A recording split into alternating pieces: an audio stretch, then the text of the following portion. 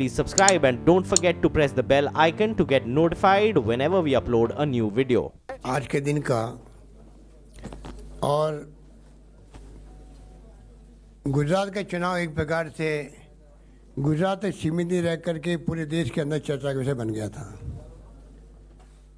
Campaign बहुत अच्छे ढंग से किया कांग्रेस ने।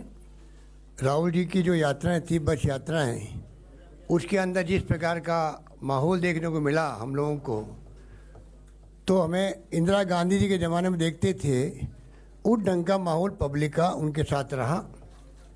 उनका पब्लिक का, वहाँ की गुजरातियों का प्यार, उनका स्नेह, उनका आशीर्वाद, उस रूप में हमने महसूस किया और ये विश्वास करके चल रहे हम लोग कि सरकार कांग्रेस बनाएगी। उसी ढंग की परफॉर्मेंस वहाँ पे दी गई। तमाम नेताओं ने, कार्यकर्ताओं ने मिलकर चुनाव लड़ा, एकजुट होकर के चुनाव लड़ा गया। जो राहुल जी ने मुद्दे खड़े किए उसका कोई जवाब नहीं आया बीजेपी नेताओं की तरफ से। चाहे आरोप लगाए गए हों अमित शाह के लड़के को लेके, चाहे आरोप लगाए गए हों रेफल्स डील को लेके, कोई जवाब नहीं। किसानों की बात की, युवाओं को रोजगार का जो वादा किया 2 करोड़ का, उसकी बात करी, मजदूरों की छंटनी हो रही उसकी बात करी, महंगाई की बात करी, शिक्षा की बात करी, स्वास्थ्य सेवाओं की बात करी, कोई जवाब नहीं।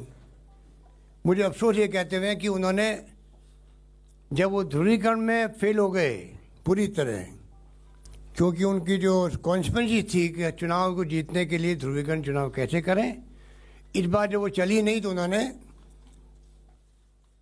नए रूप में अपने आप को पेश किया, डाइवर्ट कर दिया।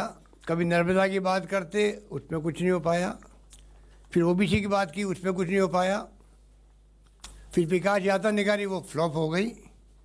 तो उन्होंने खाली टीका टिप्पणी तक सीमित रखा अपना आपको कांग्रेस नेताओं पर।